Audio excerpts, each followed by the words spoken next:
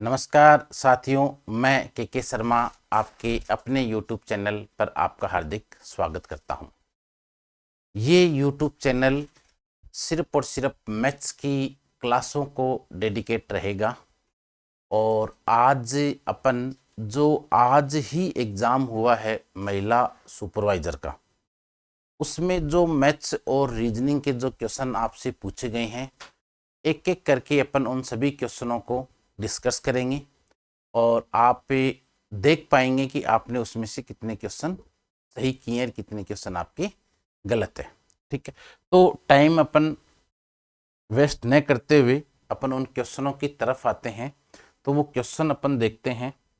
तो पहला क्वेश्चन आपका ये था, उसमें हो सकता है कि क्रम अलग है, मैंने यहाँ इसको भी टाइप करवा करके फिर लिखवाया है। ठीक है, तो आप उसमें से देख लेना।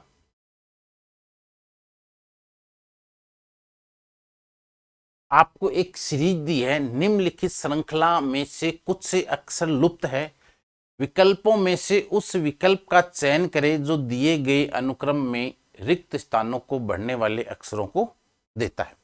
ऐसे क्वेश्चनों को किस वे में सोल्व करना चाहिए भी, सबसे पहले तो आप एक काम करें, इसमें गिन लें इसमें टोटल कितने अक्षर हैं। तो आप गिने तो एक स्पेस वाला आपको साथ में गिनना है, ध्यान रख लेना। ठीक है, 1 2 3 4 5 6 7 8 9 10 11 12 13 14 15 टोटल इसमें कितने अक्षर आ गए भैया?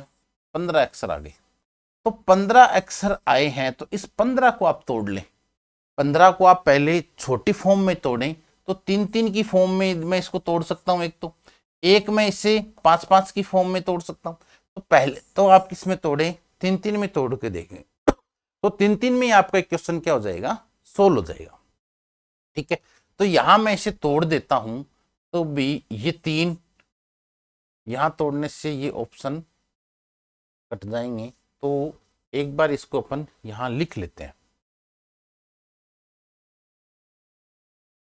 U space W space V space U V space W space U U space W।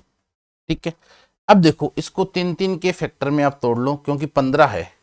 तो 15, तो इसको 3 3 के फैक्टर में यदि अपन तोड़ लेते हैं, जैसे ही आप 3 3 के फैक्टर में इसे तोड़ोगे तो आपका माइंड अपने आप एक आपको क्लू दे देगा कि ये इसका आंसर हो सकता है। ठीक है, अब देखो इसमें पहला यदि ऑप्शन यदि अपन यहां पुट करें, तो यहां V मैंने पुट किया है, यहां U पुट किया है, यहां W पुट किया है। ठीक है, फिर मैंने यहाँ U पुट किया, यहाँ V और यहाँ W मैंने पुट किया।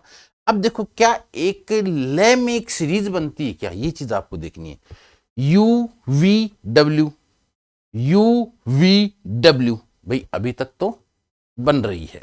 ठीक है, ये U V U, ठीक है, W V U, फिर U W W, नहीं बैठ रहा सिस्टम।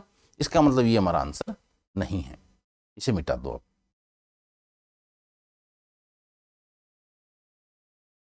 सेकंड देखो, U W U, फिर W, फिर V, फिर V। अब पढ़ो एक बार आप, U V W W V U, उल्टा हो रहा ना, U V W W V U, फिर U V W W V U U V W। एक सीरीज एक सिस्टम बैठ गया। इसका मतलब हमारा आंसर कौन सा हो जाएगा? सेकंड नंबर हमारा आंसर हो जाएगा। क्या ये बात समझ में आ गई? इस प्रकार के क्वेश्चन इस वे में करते हैं। ठीक है, फिर देखो ये फिर रीजनिंग का एक क्वेश्चन आ गया। ठीक है, हालांकि इस वाले पेपर में मैथ और रीजनिंग इतनी नहीं पूछी है और इजी वे में ही पूछी है। आपको कहा है कि किसी निश्चित कोड भाषा में EAT 8 को 52 लिखा जाता है। तो EAT 8 को वो क्या लिख रहा है? 52 लिख रहा है। और लॉस्ट को वो क्या लिख रहा है, लॉस्ट को वो लिख रहा है 132 लिख रहा है। तो आपसे क्या कह रहा है, इरेज, ERASE, इरेज को क्या लिखा जाएगा। भी ऐसे क्वेश्चन हमें आए या नहीं आए कोई मैटर नहीं करता, आप सबसे पहले इसकी नंबरिंग लिख दे। भी ई 5 नंबर पे आता है, ये 1 नंबर पे आता है, ये 20 नंबर पे आता है, टी एल 12 पे आता है। ये आपको रटा हुआ होना चाहिए, इस वे में रटा हुआ होना चाहिए देखते ही, ऐसा नहीं कि मैं ABCD वहां लिख लूंगा, ऐसा नहीं होना चाहिए। S 19 पे आता है, T 20 पे आता है, ठीक है। कुछ आए नहीं आए तो पहला स्टेप बताया ये जाता है कि आप एक बार इनको जोड़ के देखिए, गुणा भाग तो बाद की बात होती है, आप इसको एक बार जोड़ो, 5 और 1 6, 6 और 20 26, इसको लिखा 52 गया है, आया मेरे पास 26 है। इनको यदि मैं सम कर दूं, एक बार सम करूं तो मुझे कितना प्राप्त हो रहा है, 26। क्या 26 से रिलेटेड कोई 52 है क्या, बिल्कुल है। 26 को यदि मैं 2 से गुणा कर दूं तो क्या 52 आ रहा है क्या। अगर मैंने यहां जो नियम लगाया वो का वो नियम मुझे यहां लगाना पड़ेगा, यदि यहां लग रहा है तो मैं इरेज में लगा सकता हूं।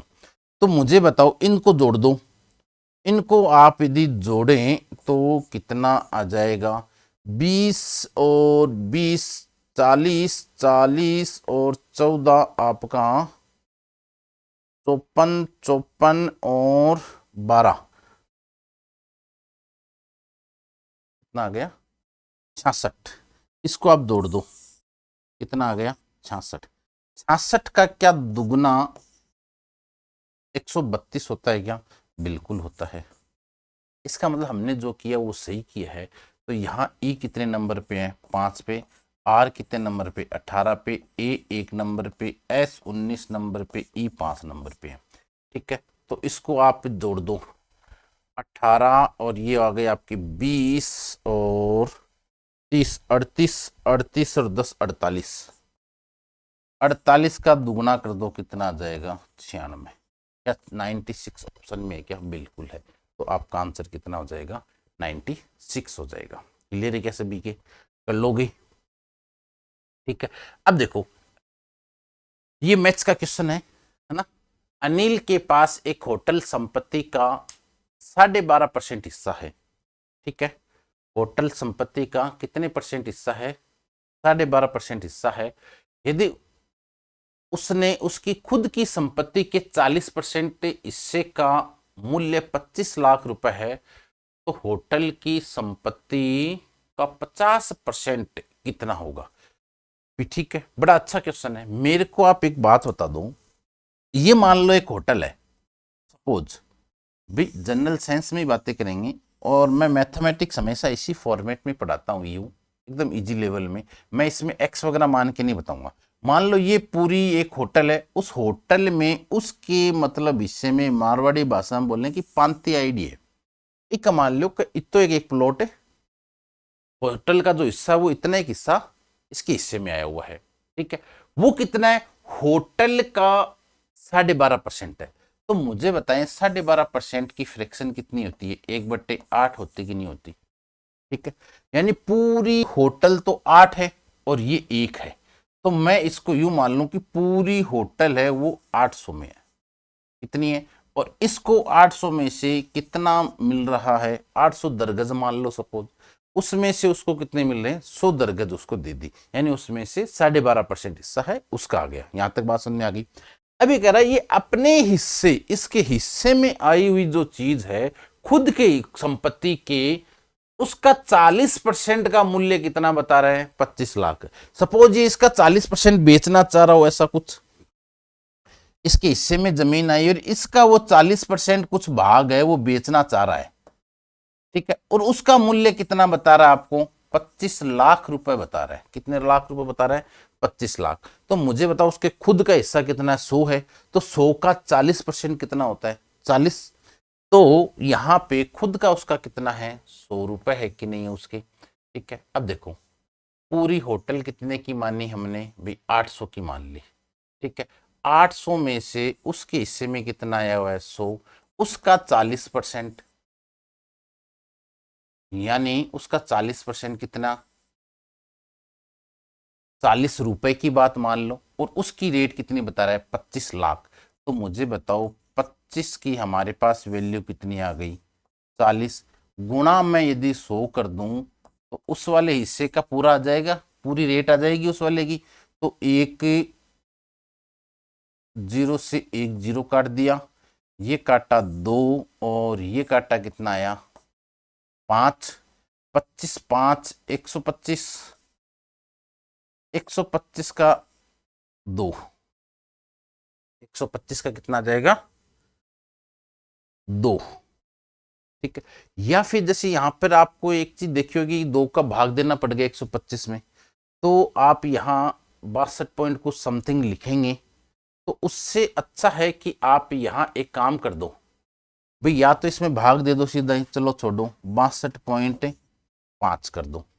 ठीक है क्या, तो यहाँ पर ये लाख आ गए, कितने लाख आ गए, 62.5 लाख मान लो। ये तो उसके हिस्से, ये जो इतना इतना हिस्सा है, इस वाले हिस्से का मूल्य आ गया, कितना आ गया 62.5 लाख रुपए आ गई। ठीक है, अब आपको कह रहा है कि पूरी संपत्ति का 50% बताना है होटल। तो मुझे बताओ टोटल होटल 800 की है, 800 रुपए की है। तो मुझे बताओ आधी होटल की यदि मैं बात कर दूं तो आधी कितनी हो जाएगी भैया, 400 की होगी कि नहीं होगी, यानी मुझे 400 पता करना है। तो मुझे बताओ 62.5, जो ये 62.5 है, इसकी वैल्यू कितनी आ गई 100। 100 क्यों आई, क्योंकि उसका कितना भाग है, 100 भाग माना हमने, इनटू इसका आधा करना है, यानी 400 से गुणा कर दो, बात खत्म। इसको 2 जीरो से 2 जीरो काट दिया, और इसे आप सोल्व कर लो, ये लाख में है। तो ये लाख में 4 5 20, और 2 4 2 8, 8 2 10, और 1 6 4 24, और 1 25, ये पॉइंट लगा, ये लाख आने, लाख का मतलब 5 जीरो हैं, तो ये 5 जीरो इसमें और लगा दो, 1 2 3 4 5, ये कौन से ऑप्शन में है वो चेक कर लो आप। तो 3 और 2 5 तो हट गए, 250 देख लो आप। तो तीन सा कौन सा आंसर हो जाएगा आपका, तीसरा आंसर हो जाएगा। बात समझ में आ गई क्या, मैं इतना टाइम इसलिए लगा रहा हूं कि आपको समझा पाऊं। ठीक है, यदि मैं चाहूं तो ये क्वेश्चन कुछ भी नहीं है आपके लिए, भी सीधा है, 12.5% का हिस्सा है, तो 1/8 हो गया। 8 उस टोटल होटल की वैल्यू हो गई, तो 1 इसकी होगी, तो यहाँ 800 मान लिया, उसको 100 मान लिया। 100 मानने तो 100 का 40% 40 होता है, जो वैल्यू है किसकी, 25 लाख की।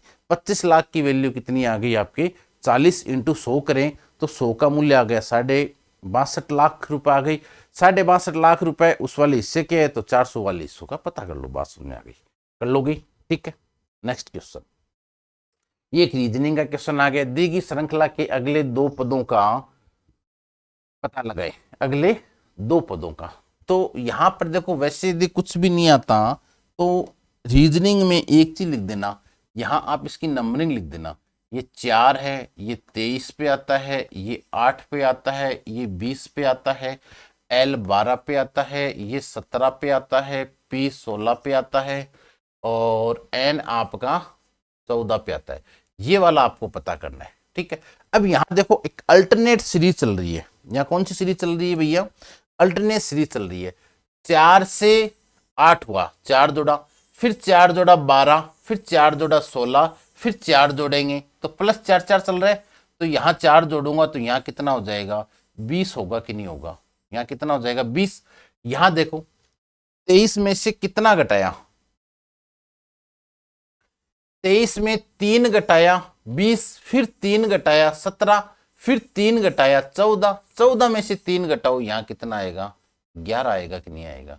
11 को क्या कहते हैं, के, और 20 को क्या कहते हैं, टी। तो क्या आंसर आ जाएगा, टीके, यानी पहला आपका आंसर क्लियर हो जाएगा, टीके वाला, कर लोगे।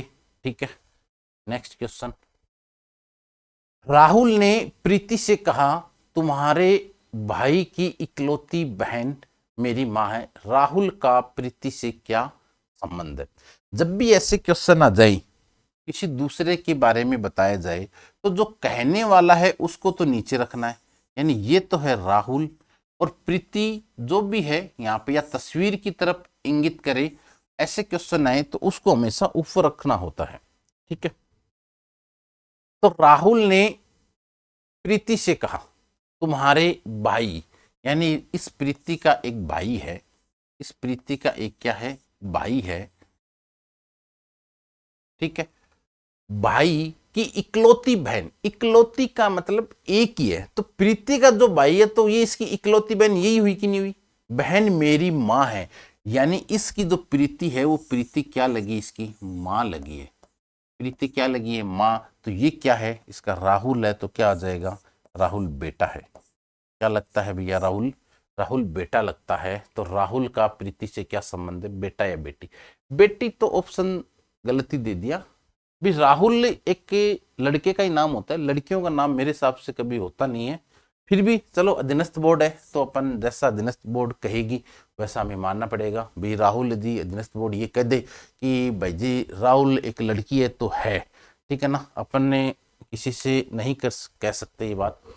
ठीक है, ये एक देखो ब्याज का एक क्वेश्चन आया हुआ है, एक निश्चित राशि पर 10% वार्षिक ब्याज की दर से 2 वर्ष के लिए चक्रवर्ती ब्याज इतना है, तो उसी राशि पर समान वर्षों और समान ब्याज दर पर साधारण ब्याज पता करो। ठीक है, तो मुझे बताओ यहां रेट कितनी है, 10%, और समय कितना है, 2 वर्ष है। गिवन क्या है आपको, सीआई गिवन है, कितना दिया है, 33.6 रुपए दिए आप। ठीक है, और आपसे पूछ क्या रहा है, ऐसा ही पूछ रहे हैं, क्या यही क्वेश्चन हमारा। ठीक है, अब बताओ 10% की फ्रैक्शन कितनी होती है, 1/10। ये चक्रवर्ती ब्याज, मैं चक्रवर्ती ब्याज में कोई भी फॉर्मूला वगैरह अप्लाई नहीं करवाता। ठीक है, डायरेक्ट फ्रैक्शन से क्वेश्चन सोल्व करने हैं। तो इसका डेल्टा बनेगा 11/10, और डेल्टा हमें कितने साल का चाहिए, 2 साल का चाहिए। कितने साल का चाहिए डेल्टा, हमें 2 साल का डेल्टा चाहिए। तो यहां 2 इसका वर्क कर दो तो 121/100, बात समझ में आ गई। ठीक है, यहां मैं थोड़ा सा आपको बता देता हूं एक बार, ये 121 है, ये रिप्रेजेंट करता है आपके मिश्र धन को। ठीक है, ये जो बटे वाला आएगा ये आपको रिप्रेजेंट करेगा आपके मूलधन को। मिश्र धन में से मैं मूलधन घटा दूं तो मुझे क्या प्राप्त हो जाएगा, चक्रवर्ती ब्याज प्राप्त हो जाएगा। चक्रवर्ती ब्याज कितना मिलेगा आपको, 21। इसका जो डिफरेंस है, जो इसका डिफरेंस है, और डिफरेंस घटा दूं तो मुझको क्या प्राप्त हो जाएगा, साधारण ब्याज। तो जब डेल्टा दर हो, समय 2 वर्ष हो, जब दर है आपकी, जो रेट है आपकी वो कौन सी हो, डेल्टा रेट हो। ठीक है, और टाइम आपका कितना हो, 2 इयर्स हो, तो चक्रवर्ती ब्याज और साधारण ब्याज की जो काल्पनिक वैल्यू होती है वो कितनी होती है भैया, 1 होती है। कितनी होती है, 1 होती है। तो यहाँ डिफरेंस कितना, 1। इट मीन साधारण ब्याज कितना आ जाएगा आपके पास, 20 आ जाएगा। क्लियर है क्या। अब आपके लिए क्वेश्चन कुछ भी नहीं है, ये सारी चीजें वर्बली माइंड में करने की होती है, मुझे मजबूरी है कि बोर्ड पे लिखना पड़ रहा है। ठीक है, अब आपके लिए एग्जाम में क्वेश्चन कितना है, एग्जाम में क्वेश्चन कह रहा है चक्रवर्ती ब्याज कितना, इतना। तो मुझे बताओ चक्रवर्ती ब्याज कितना है, 33.6। मेरे पास चक्रवर्ती ब्याज कितना है, 21। पूछा क्या है मुझसे, साधारण ब्याज, तो मेरे पास साधारण ब्याज कितना है, गुणा 20। यानी जो पूछे, वैल्यू सिस्टम क्या है, जो पूछे उसकी काल्पनिक वैल्यू से क्या कर दो, गुणा। हमने सभी की काल्पनिक वैल्यू पता कर ली, पॉइंट हटा दूं तो यहां 0 लगेगा, नहीं लगेगा। इस 1 0 से ये 1 0 कैंसिल हो गया, और काट दो इसको, और काटूं तो मैं 3 से काट दूं, 3 से काटा तो कितनी बार गया, 7 बार। 3 से काटा तो ये कितना है, 11, और ये कितना आ गया, 2। 7 से काट दिया मैंने तो 7 एकम 7 और 6 42, 16 दूनी 32। तो मुझे साधारण ब्याज कितने रुपए मिलेंगे बताओ, 32 रुपए मिलेंगे। कितने रुपए मिलेंगे, 32 रुपए मिलेंगे। क्या बात समझ में आ गई क्या, क्लियर। ठीक है, पूरा चक्रवर्ती ब्याज अपन इसी सिस्टम पे पढ़ेंगे, डेल्टा सिस्टम के ऊपर ही पढ़ेंगे। ठीक है, जिसमें आपको कोई भी फॉर्मूला वगैरह कुछ भी रटने की आवश्यकता नहीं है, मैं आपको इसी फॉर्मेट में आपको साधारण ब्याज हो चाहे चक्रवर्ती ब्याज हो, इवन आपकी पूरी मैथमेटिक्स ये वो सारी की सारी वैल्यू सिस्टम के ऊपर आधारित होती है। ठीक है, बिना आप कॉपी पेन भी ये ऐसे क्वेश्चन है कि आपको कम से कम 15 से 20 सेकंड, 20 सेकंड में मैं हाईएस्ट बोल रहा हूँ, ज्यादा बोल रहा हूँ, 20 सेकंड के भी क्वेश्चन नहीं है, देखते ही क्वेश्चन सोल्व करने वाले क्वेश्चन है ये। ठीक है, अब देखो ये एक आपके नंबर सिस्टम का क्वेश्चन आ गया। किसका सिस्टम है भैया? ये नंबर सिस्टम का क्वेश्चन है ये। ठीक है, अब एक चीज यहां पर है ना, कईयों ने आपको बताया होगा 5 के ऊपर है, 2 के ऊपर है, 3 के ऊपर है। मैं आपको एक छोटा सा इसका एक तरीका बता देता हूं। हालांकि मैं आपको साइकिलिंग जब नंबर सिस्टम मैं यूट्यूब पे आपको पढ़ाऊंगा तो इसका पूरा अपन एनालिसिस पूरा करेंगे कि कैसे हो रहा है, फिर आपको वो चीजें समझ में आ जाएगी। यहां सिर्फ आप एक बार इतना सा समझ लो कि किसी की भी पावर है तो आप एक काम कर लेना, तो वो लास्ट में 2 अंक देख लो। ठीक है, इसके 2 अंक ले लिए, इसके भी कितने अंक ले लिए? 2 अंक ले लिए। तो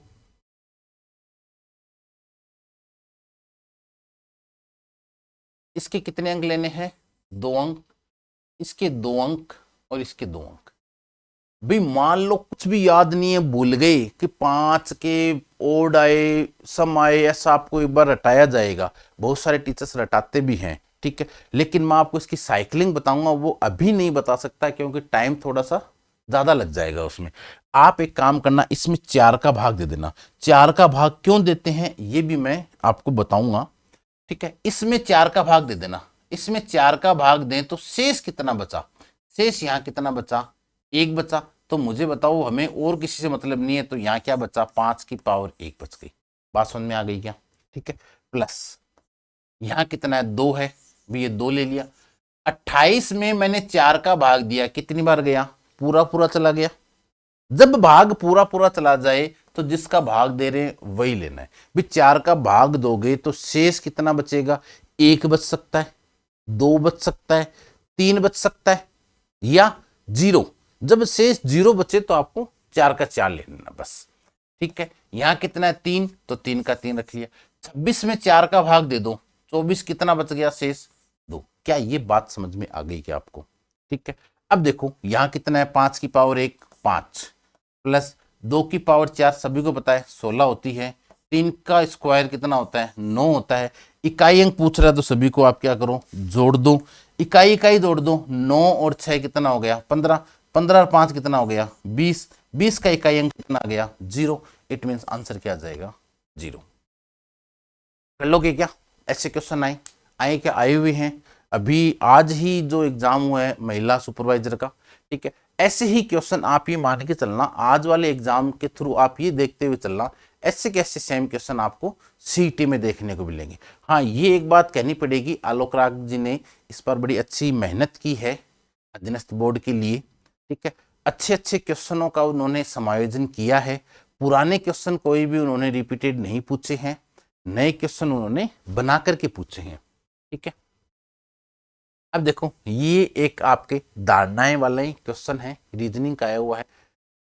नीचे दिए गए एक कथन तथा उसके अनुसरण करती 3 धारणाएं दी गई है। आपको कथन क्या दिया है? प्रेम ने रात 8 बजे से शुरू होने वाली फिल्म देखने के लिए शाम 6 बजे कार्यालय छोड़ने का फैसला किया। ठीक है, ये तो बहुत अच्छी बात है, फिल्म देख के आनी चाहिए। और मैं इसे चैनल के माध्यम से और आप सभी से कहना चाहता हूं कि हमारे राजस्थान की एक फिल्म आ रही है, आ रही क्या है, आ चुकी है, और बरखमा उस फिल्म का नाम है, और बड़ी अच्छी मूवी है वो। और मेरे हिसाब से जितने भी राजस्थानी हैं उन सभी को वो मूवी देख के आनी चाहिए, जिससे क्या कि हमारे जो राजस्थानी जो एक्टर हैं उनको हौसला मिलेगा। हौसला मिलेगा तो हमारी राजस्थानी भाषा अच्छे से प्रमोट होगी, और पूरे ऑल ओवर इंडिया में हम राजस्थानी परचम लहरा सकते हैं। ठीक है, और दूसरा है कि राजस्थानी भाषा को मान्यता दिलाने के लिए भी एक अहम पहलू साबित हो सकता है। क्योंकि हम क्या है कि हमारी जो हम बॉलीवुड की तरफ भागते हैं, टॉलीवुड की तरफ भागते हैं, कई व्यक्ति हॉलीवुड की तरफ मूवी देखते हैं मोस्टली। ठीक है, मैं ये चाहता हूं कि हमारा खुद के जो राजस्थान है एक बार वो मूवी देखूं। ठीक है, तो मेरी एक इच्छा है कि आप देखें, ज़्यादा कोई है भी नहीं है, 200-250 इसमें लगने हैं आपके। कोई ज़्यादा रुपए की बात नहीं है कि भी ज़्यादा 2-2,5-3 हज़ार रुपये आपको खर्चा करना, ऐसा भी कुछ नहीं है। तो देख के आने चाहिए, आपको उनका हौसला बढ़ाना चाहिए। ठीक है, अब देखो फिल्म धारणा क्या है। पहली, फिल्म देरी से शुरू हुई, शुरू होगी, ऐसा कुछ है। इसमें थोड़ा सा गलत टाइप हो गया, एक बार देखना यहाँ इसमें क्या है। फिल्म देरी से शुरू,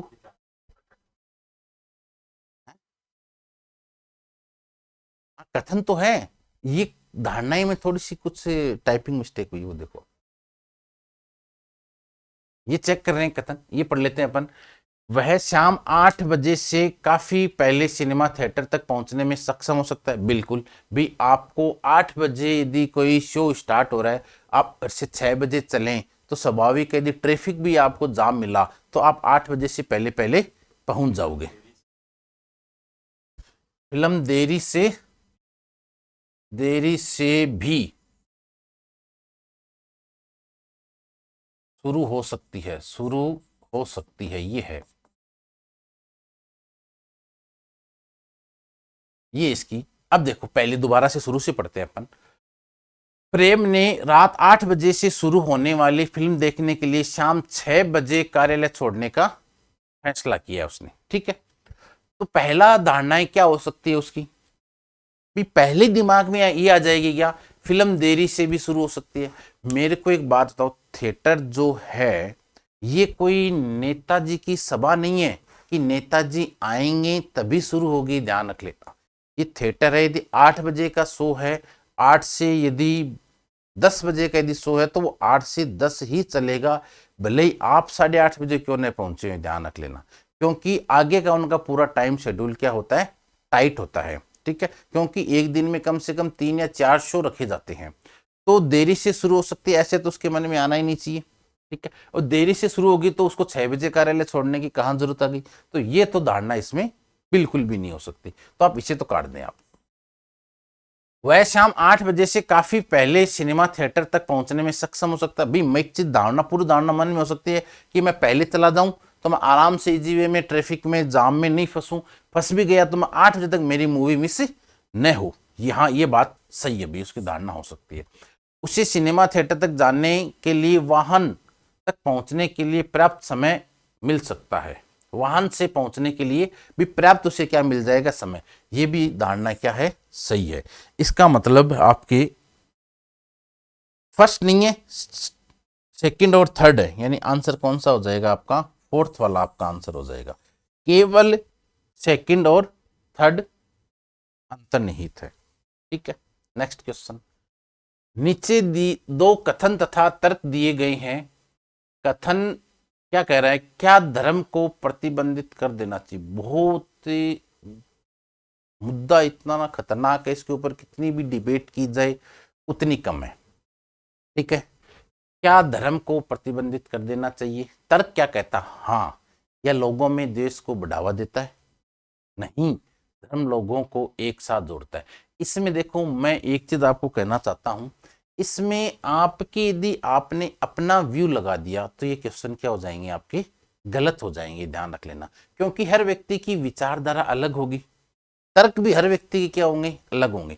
लेकिन वास्तविक तर्क, जो स्ट्रॉन्ग तर्क क्या होता है, अब जैसे मान लो मैं अलग विचारधारा का व्यक्ति हूं, मैं मान लो सनातन धर्म को महत्व देने वाला व्यक्ति हूं, या मैं मुस्लिम धर्म को महत्व देने वाला व्यक्ति हूं, या किसी भी धर्म को महत्व देने वाला व्यक्ति हूं, और किसी धर्म का यदि कट्टर हूं, या मान लो कैसा हो, तो मेरी विचारधारा क्या हो जाएगी, अलग हो जाएगी। लेकिन यहां पर आपको आंसर क्या टिक करना है, ये कथन को सत्य मानना है। क्या धर्म को प्रतिबंधित कर देना चाहिए, नहीं, क्योंकि एक्चुअल में क्या करता है धर्म, नहीं, धर्म लोगों को एक साथ जोड़ता है। चाहे वो मुस्लिम धर्म हो, चाहे वो आपका सिख धर्म हो, चाहे आपका सनातन धर्म हो, ध्यान रख लेना। जातियां होती है ना, वो एक दूसरे को तोड़ने का काम करती है, धर्म कभी भी एक दूसरे को तोड़ने का काम नहीं करता। उपरोक्त कथन तर्कों के आलोक में तो मुझे बताओ ये सही है, ये गलत है। केवल सेकंड तर्क सशक्त है, ये ध्यान रख लेना। ठीक है। ये एक मैथ्स का क्वेश्चन है रेशियो के ऊपर। एक मैदान पर लड़कों व लड़कियों का अनुपात 4:3 में नीचे दिए गए विकल्प में से विद्यार्थियों की वास्तविक न्यूनतम संख्या क्या हो सकती है। अब ये डिपेंड क्वेश्चन पूरा का पूरा वैल्यू सिस्टम के ऊपर है। मुझे बताओ, यहाँ पर आपको बॉयज और गर्ल्स का रेशियो दिया गया कितना है, 4:3। तो मुझे बताओ मेरे अकॉर्डिंग बॉयज तो 4 और गर्ल्स कितनी है, 3 है। तो टोटल कितने होंगे, 7। 7 होंगे टोटल, यानी 7 का जिसमें भाग जाएगा वही होगा। अब मुझे बताओ क्या 24 में 7 का भाग जाता है क्या, यस या नो? नो। क्या 11 में जाता है क्या? नो। 35 में जाता है क्या? यस। 21 में जाता है क्या? यस। यानी आंसर 35 भी हो सकता है और 21 भी हो सकता है। लेकिन आपसे क्या पूछा है, न्यूनतम संख्या। न्यूनतम बताओ, तो न्यूनतम तो आंसर कितना है भैया, 21 है। बात समझ में आ गई क्या? यदि यहां अधिकतम पूछता तो आंसर कितना हो जाता, 35 हो जाता। क्लियर है क्या सभी के? ठीक है। एक क्वेश्चन ये आपके मैथ्स का और आया हुआ है। एक धनराशि का साधारण ब्याज मूलधन का 4/25 गुना है और वार्षिक ब्याज की दर और वर्ष वर्ष की संख्या, वर्ष की दर नहीं है, वर्ष की संख्या के बराबर है। यानी ये कहना चाह रहा है कि ब्याज की दर और जो समय है वो आपका दोनों क्या है, बराबर है। यानी 5% दर है तो समय भी कितना है, 5% है। यहाँ पे ये कहना चाह रहा है आपको। 10% दर है तो समय भी कितने है, 10 वर्ष है। 7.5% दर है तो समय भी कितना है, 7.5 वर्ष है। तो यहाँ आपको एक काम करना है, ठीक है। जैसा लिखा है ये मैं पूरा डिटेल में तो यहाँ नहीं बता रहा आपको, ठीक है। ये क्लासेज में जब रेगुलर मेरी क्लासें होंगी उसमें आपको मैं बता दूंगा साधारण ब्याज में। यहाँ 4/25 गुणा 100 कर देना आपको और इसका रूट लेना है। क्यों किया ऐसा, ये वैल्यू सिस्टम से किया, ऐसा कुछ नहीं किया है। तो इससे तो आ गया 2 और इधर आ गया 10/5। इसका रूट निकाला तो ये आ जाएगा। फिर 4 का तो 2 आ जाएगा, 100 का 10 आ जाएगा, 25 का 5 आ जाएगा। 5 से काट दिया कितना, 2, तो कितने आ गए, 4 वर्ष। अब वर्ष पूछे तो आंसर वर्ष में आ जाएगा, परसेंट पूछे तो 4%, दर में पूछे तो 4% आ जाएगा। क्या पूछा है, ब्याज की दर बताओ भैया, तो दर कितनी है मेरे को बताओ, 4% आपका आंसर आ जाएगा। क्या कर लोगे, क्लियर है क्या? ये आपके क्वेश्चन आए हुए थे। एक क्वेश्चन इसमें एक और आया हुआ था आपके, ये वाला, ये टाइपिस्ट, ये थोड़ा सा मैं जूम कर देता हूं यदि आप पे तक पहुंच जाए तो, ठीक है क्या? आपको ये पता करना है इस क्वेश्चन में ये क्या कह रहा है, नीचे दिए गए प्रश्न में विकल्प आकृतियों में दी गई आकृतियों को जो लक्ष्य आकृति बनाई जा सकती है। इससे सिंपल मेरे हिसाब से इस पेपर में कोई क्वेश्चन नहीं हो सकता, ठीक है। ये बच्चे से भी पता कर सकते हो आप। मेरे को बताओ, ये एक आकृति बनाई हुई है, ये मान लो किसी का चेहरा से नजर आ रहा है। ये इसने 3 तलाक वाली, वो कौन सा होता है, 3 तलाक बोलते, क्या बोलते हैं उसको, 3 तिल्लोकी बोलते हैं क्या? तो सिर में जैसे 3 वो निकालते हैं ना, वो वाले ये निकाल रखे हैं। ये इसकी एक आंख है, ये इसकी एक आंख है, ये आंख के अंदर कॉर्निया है, ये आंख के अंदर कॉर्निया है, ये इसकी नाक है, ये इसका मुंह है। ये मान लो ऐसे उसने बना रखा हो। तो आपको यही ढूंढना है कि ये किस में दी हुई है, ठीक है। अब मेरे को बताओ कि इस वाले में लाइनें कितनी है, 4 है। भी यहां मेरे पास लाइनें कितनी है, 3, तो कट गया, काट दो, मुझे मतलब ही नहीं है, ठीक है। बी ऑप्शन, बी ऑप्शन को एक बार लास्ट में देखते हैं। सी देख लो, इस वाले में देखो आंखें तो हैं लेकिन आंखों के बीच में जो ये काले काले जो हमारे हैं, कॉर्निया बोलते हैं, रेटिना बोलते हैं, इनको क्या बोलते हैं, है ना, जो काले काले हमारे हैं इसमें, ये इसमें नहीं है, तो ये भी क्या हो गया, कट हो गया। यहां देखो, यहाँ लाइनें 1 2 3 4, लेकिन मुझे कितनी लाइनें चाहिए, 3 लाइनें चाहिए, तो ये भी कट गया, तो बच गया वो 3 कट गए, इसका मतलब बच गया वो आंसर। यहाँ देख लो भाई, ये है, बिल्कुल है। नाक है क्या, ये नाक है, इसमें 3 लाइनें हैं क्या, 3 लाइनें हैं। और ये गोला है, बिल्कुल है, ये गोला है। 2 काले काले कोर्निया हैं आपकी, बात खत्म, ये लो हो गया। तो आपका आंसर क्या हो गया, बी हो गया, ठीक है। और ये क्वेश्चन मैंने करवाई दिए आपको, ये भी करवा दिया है, ठीक है। और ये भी करवा दिया है।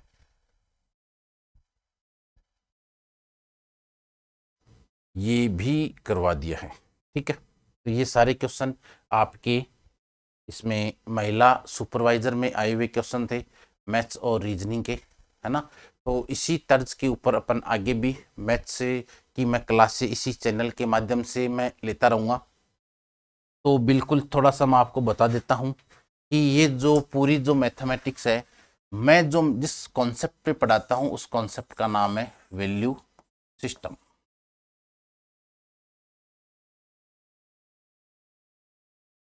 आपको अर्थमेटिक पूरी जो आपकी मैथमेटिक्स है वो आपको इसी वैल्यू सिस्टम के ऊपर पढ़ाई जाएगी। आपने कई क्वेश्चनों के माध्यम से भी देखा भी होगा। ठीक है, तो इसी अकॉर्डिंग अपन इसी चैनल के ऊपर आगे भी क्लासें लेते रहेंगे। तब तक के लिए जय राजस्थान, जय राजस्थानी।